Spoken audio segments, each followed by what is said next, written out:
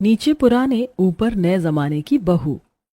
माँ, मैंने चटनी में मिर्च और लहसुन लिया है, तुम्हें कुछ और तो नहीं डलवाना है ना इसके अंदर? नहीं बेटा। जी माँ।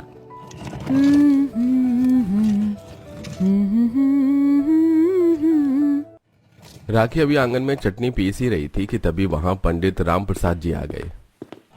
राम राम जी। राम राम पंडित जी। हाँ, तो गंगा जी, मैं यहाँ बिटिया के लिए शादी का प्रस्ताव लेकर आया हूँ। राम प्रसाद की बात को सुनकर राखी शर्मा कर अपने कमरे की तरफ को भाग गई। अरे क्या बात है गंगा बहन, तुम्हारी बेटी तो बड़ी शर्मीली है। आजकल तो लड़कियां वरना शादी का नाम सुनते ही लड़के का बायोडाटा खुद ही निकालना शुरू कर देती हैं। ऐसी ही है मेरी बेटी, यही तो है मेरे दिए हुए संस्कार। आप मुझे बताएं पंडित जी कि मेरी बच्ची के लिए आप किसका रिश्ता लेकर आए हो? देखो बहन, लड़का अच्छा है, ये है उसकी तस्वीर। राम प्रसाद की बात को सुनकर गंगा ने भी तस्वीर देखी और उसे भी लड़का पसंद आ गया। गंगा राखी की माँ थी। राखी एक नॉर्मल मिडिल क्लास लड़की थी जिसके घर का माहौल एकदम पुराने जमाने का था और अब राखी की शादी की बात चल रही थी। गंगा ने पंडित जी से राखी का रिश्ता पक्का करने की बात कर दी। देखते ही देखते राखी का वक्त अपने परिवार के साथ पूरा हुआ और अब वो अपने ससुराल आ चुकी थी। भाभी, आपका गृह प्रवेश हो रहा है, सभी यहाँ आपके घर के ही लोग हैं। तो आपने ये 52 गज का घूंघट क्यों किया हुआ है? चुप कर, यही तो होते हैं संस्कार जो आजकल की लड़कियों में बहुत ही कम देखने को मिलते हैं। बस बुआ जी, आपको तो खुद ओल्ड फैशन होना ही पसंद है। खैर, मैं कुछ नहीं बोलती। पूजा ऐसे बोलकर पीछे हट गई, जिसके बाद ज्वाला ने अपनी नई बहू की आरती की और फिर कलश को गिराते हुए राखी घर में आई। राखी ने घर में आते ही सबसे पहले सास के पांव छुए, फिर ससुर के, जिसके बाद उसने बुआ जी के पांव छुए और फूफा सास के भी पांव छूकर वो चाची सास के पांव छूने को झुकने लगी कि तभी उससे पूजा बोली, अरे अरे भाभी, बस भी करो, अब क्या पूरे मोहल्ले की ही औरतों के पांव छुओगी? लेकिन हमारे घर में तो अपने पतिदेव समेत सभी बड़ों के आदर सम्मान में उनके पांव छुए जाते हैं। वाह बहू, बड़े ही अच्छे संस्कार दिए हैं तेरी माँ ने तो तुझे। और पूजा, बहू के पांव छूने से तुझे क्या दिक्कत हो रही है भला? अरे नई बहू ही अगर बड़ों का सम्मान नहीं करेगी, उनके पांव नहीं छुएगी, तो क्या हम छुएंगे? जीती रह बहू, भगवान तुझे सदा खुश रखे।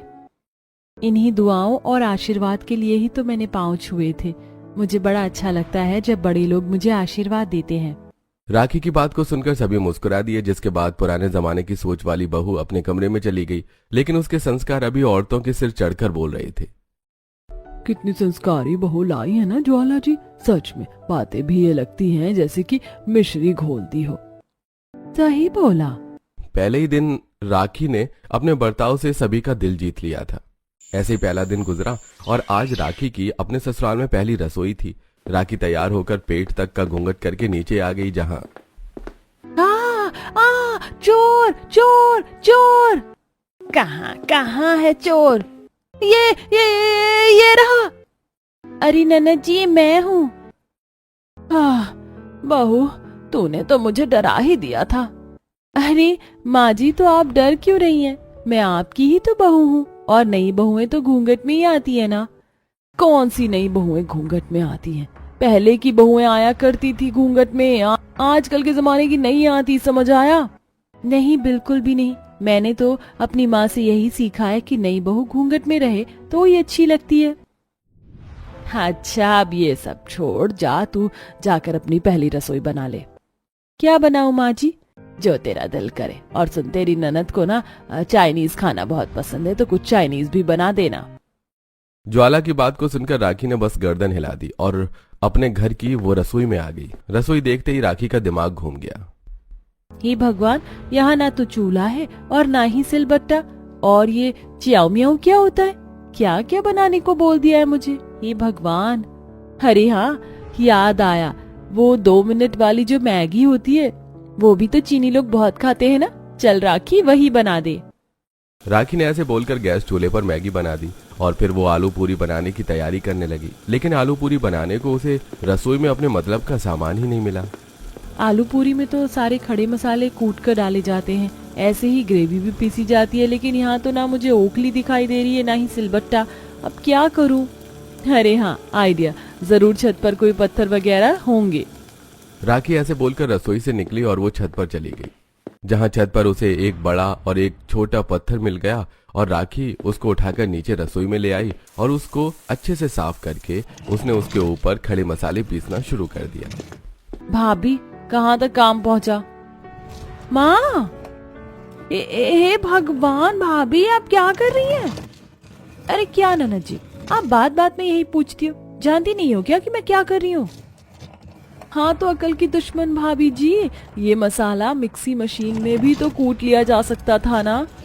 हाँ बिल्कुल, लेकिन मैं पीसूंगी नहीं। मैं तो शुद्धता के साथ खाना बनाती हूँ, इन सभी चीजों के इस्तेमाल से बचते हुए, समझी ननद जी?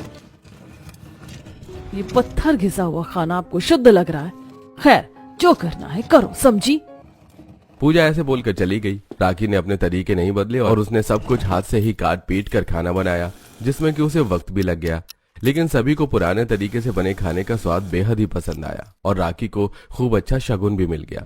ऐसे ही सिलसिला जारी था और अब राखी की शादी को हुए महीनों होने को आई थी। राखी अपने ससुराल में भी सभी कुछ पुराने तरीकों से करती थी। अरे बहू, सफाई करके क्या करेगी? माँ जी बस झाड़ू के बाद पोछा लगाऊंगी और फिर कपड़े धोने को बैठूंगी, उसके बाद मुझे खाने के लिए मसाला कूटना है। अरे बेटा, तू इतने काम करती है, इससे अच्छा तो तू एक वॉशिंग मशीन ले ले और मसाले वगैरह कुटे हुए ही मंगवा लिया कर, या फिर मिक्सी में कूट लिया कर, तो तेरा घंटों का काम मिनटों में हो जाएगा। मैं जानती हूँ माँ जी की ये सब चीजें आज की जरूरत है, लेकिन मुझे सब कुछ पुराने तरीकों से ही करना अच्छा लगता है। मुझे ऐसा लगता है ना कि ये मशीन इंसान को आलसी बना देती है, इसीलिए मैं खुद को आलसी ना बनाकर एक्टिव रखना चाहती हूँ। लेकिन आप हो बस घर के कामों में ही एक्टिव। अच्छा, इसको कौन सा ऑफिस जाना है जो तू ये बोल रही है? बहुओं का घर के काम में परफेक्ट होना ही सबसे ज्यादा जरूरी होता है। ऐसा नहीं है माँ, अगर मेरी कोई भाभी पढ़ी लिखी होती ना तो मैं उनके साथ ऑफिस जाया करती। अरे तो तू उदास क्यों होती? अभी तो तेरा एक भाई बचा हुआ। अगर तुझे इतनी ही ख्वाहिश है एक मॉडर्न भाभी की, तो अपने भाई के लिए तू अपनी पसंद की बहू ले आना। ज्वाला की बात सुनकर बस पूजा मुस्कुरा दी, ऐसे ही राखी भी मुस्कुरा दी।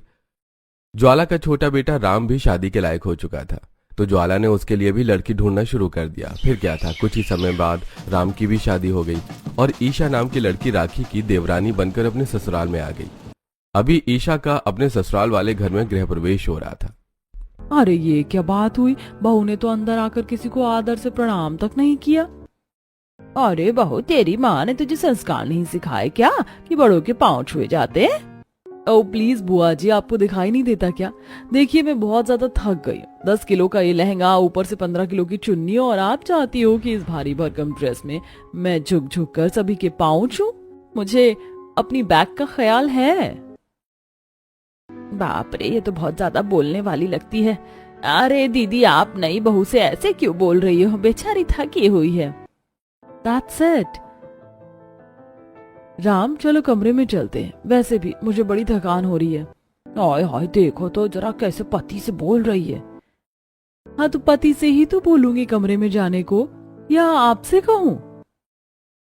चलो ना राम, मैं बहुत थक गई हूँ। देवरानी जी, जरा सी तो शर्म लिहाज आपके अंदर है या सब बेच खाई है? ऐसे सबके सामने हाथ कौन पकड़ता है? क्यों क्यों नहीं पकड़ सकती हूँ मैं हाथ? अच्छा, तो ये दादी अम्मा आपको अब भाभी हाथ भी पकड़ने से रोक रही हैं, क्यों भाई?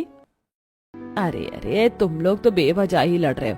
ईशा बहू, जा तू अपने कमरे में चली जाओ और बाकी सब भी चलो आराम कर लो। ज्वाला की बात को सुनकर सभी मेहमान और घरवाले अपने अपने कमरों में चले गए। ईशा का कमरा ऊपर था तो वो अपने पति के साथ ऊपर चली गई। दोनों बहुएं घर में अब एक सिक्के के दो पहलुओं की तरह हो गई थीं, जो दोनों एक दूसरे से बिल्कुल अलग होते हुए भी एक ही घर का हिस्सा थी। ऐसे ही अगले दिन। माँ, ईशा भाभी आ गई क्या नीचे?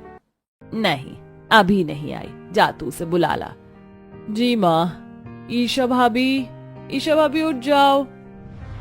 अरे अंदर से तो कैसी भी आवाज ही नहीं आ रही है। ईशा भाभी, अरे अंदर तो कोई भी नहीं है। पूजा ने नीचे जाकर भी यही सब बता दिया, जिससे सारे घर में ईशा की ढूंढ मच गई। अरे अभी आज तो ईशा का यहाँ पहला ही दिन होने वाला था, कहाँ चली गई ये लड़की? हे भगवान माँ जी, मैंने काफी बार सुना है कि कभी कभी काली नजर भी नई बहुओं को ले जाती है, अगर ईशा को भी वही। शट अप भाभी, अब तो ऐसी स्टूपिड बात ही करना। अरे माँ, भाभी कहीं छत पर तो नहीं है? पूजा ऐसे बोलकर छत पर चली गई, जहां उसने देखा कि ईशा क्रॉप टॉप और टाइट लेगिंग में वर्कआउट कर रही थी और मोहल्ले की सभी औरतें उसे घूर घूर कर बातें बना रही थी। ओह अच्छा, तो आप भाभी यहाँ पर हो। अरे पूजा, तुम? भाभी आप छत पर क्या कर रही हो? तुम्हें समझ नहीं आ रहा कि मैं वर्कआउट कर रही हूँ? वो तो मुझे दिख रहा है, लेकिन ऐसे खुले में वर्कआउट? भाभी ये एरिया ऐसा नहीं है कि यहाँ कुछ भी कर लिया जाए। देखो लोग आपको देखकर बातें बना रहे हैं। अच्छा ये? अरे ये तो बुद्धू लोग हैं, बनाने दो बातें। ये भगवान, तुमने ये क्या पहना हुआ है? कितने छोटे कपड़े। अरे खैर आप तो बोलो ही मत, पुराने जमाने की देवी। भाभी नीचे चलो, माँ परेशान है, और आगे से ऊपर मत आना वर्कआउट वगैरह करने। यहाँ लोग ज्यादा खुली सोच की नहीं है। पूजा की बात पर ईशा नीचे चली गई। ईशा की हरकतें देखकर राखी को अजीब लगा, क्योंकि वो इस सब से बिल्कुल अलग थी। हे भगवान, ऐसे खुले में इतने खुले कपड़े, क्या इसको आज के जमाने का होना बोलते हैं? अगर हाँ तो फिर तो मैं तो पुराने जमाने की ही सही हूँ। राखी ऐसे ही हैरत में नीचे आ गई।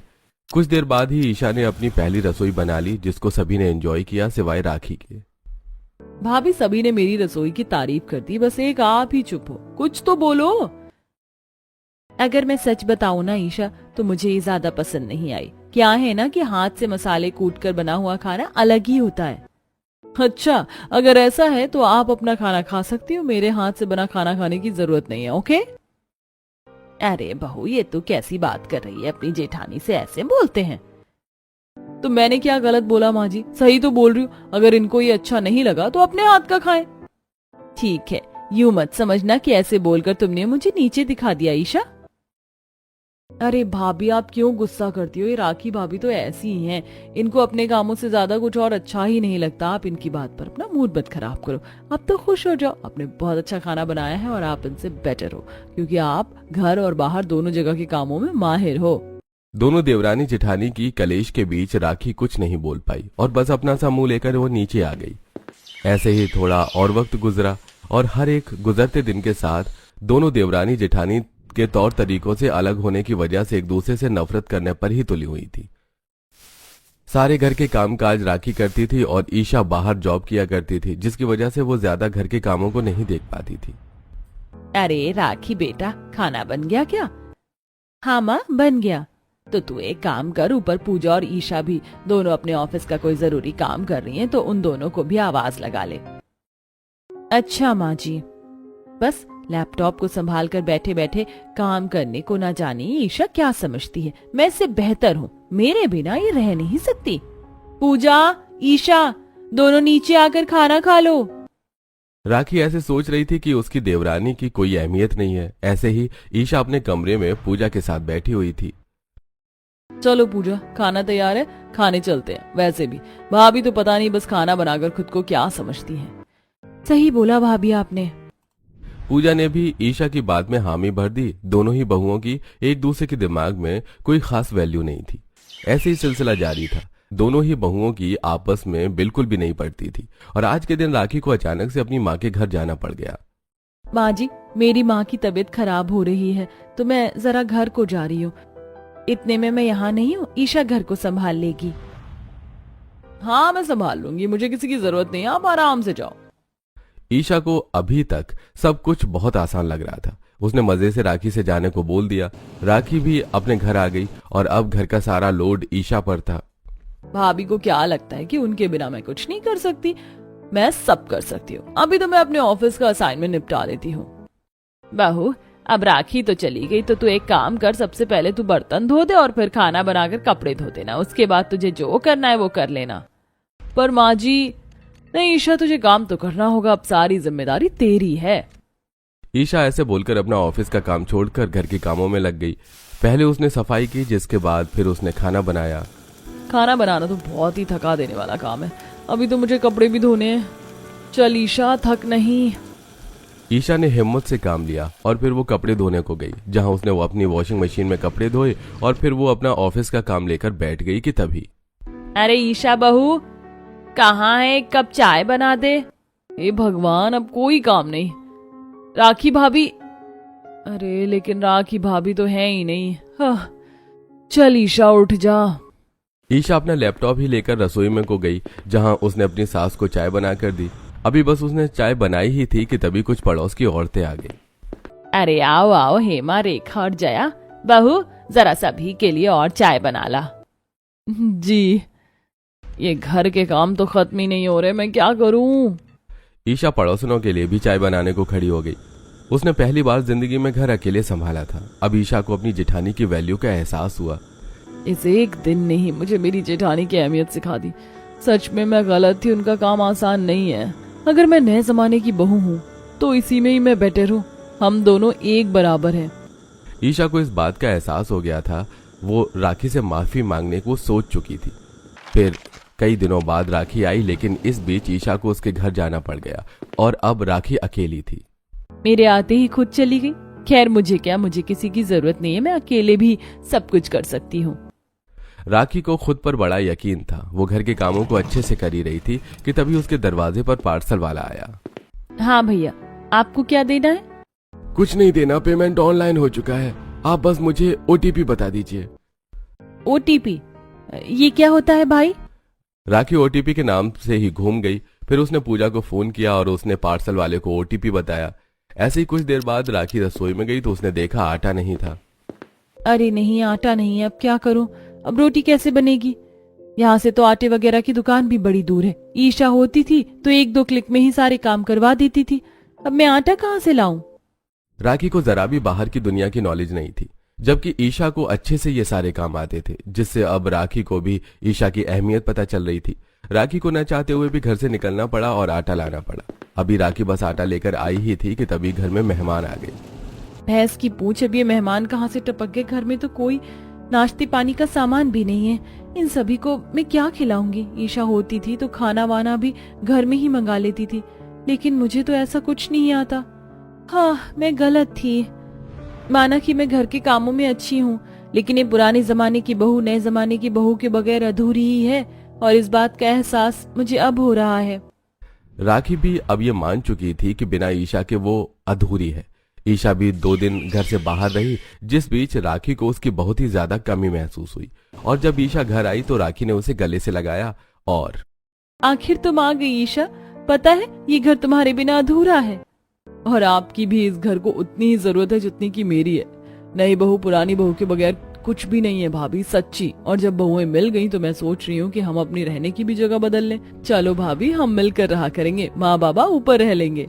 राखी और ईशा की बात सुनकर घर में सभी मुस्कुरा दिए। बस फिर क्या था, दोनों बहुओं को अब एक दूसरे की अहमियत का एहसास हो गया था, जिसकी वजह से उन्होंने अब साथ साथ रहना भी शुरू कर दिया। कुछ ईशा राखी से सीखती थी तो कुछ राखी ईशा से सीखती थी, और अब दोनों बहुएं मिलजुल कर खुशी खुशी रहती थी।